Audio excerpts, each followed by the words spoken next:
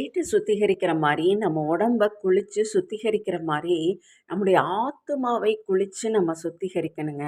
ஆத்துமாவ குளிச்சு சுத்திகரிக்கிறது அப்டின்னா என்ன? அப்டின்னு பார்த்தீங்கன்னா, ஆத்துமா சுத்தம் அடைவது தான் பரிசுத்தம் என்று நம்ம சொல்றோம். ஆத்துமாவுல எப்படி கரைப்படும், எப்படி அழுக்குப்படும் அப்டின்னு நீங்க நெனைக்கிறீங்களா? அந்த ஆத்துமாவுல பாவம் செய்ய செய்ய ஆத்துமா அழிந்து கொண்டே வரும். பாவம் செய்ய செய்ய ஆத்துமா கரைபடும் என்று வேதம் சொல்லுகிறது. பாவம் உள்ள ஆத்துமா சாகும் என்று வேதம் சொல்லுகிறது. அப்ப அந்த ஆத்துமாவை எப்படி சுத்திகரிப்பது? அதற்கு ஆண்டவர் ஒரு வழி வைத்திருக்கிறார். இயேசு கிறிஸ்துவின் இரத்தம் சகல பாவங்களையும் நீக்கி நம்மை சுத்திகரிக்கும் என்று வேதம் சொல்லுகிறது.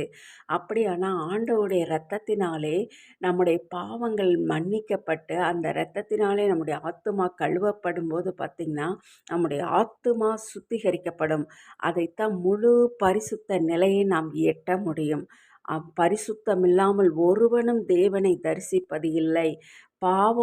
பாவத்திற்கும் பரலோகத்திற்கும் எந்த சம்மந்தமும் இல்லை. பாவமில்லாத ஒரு ஆத்துமா தான் பரலோகத்தில போய் வசிக்க முடியும்.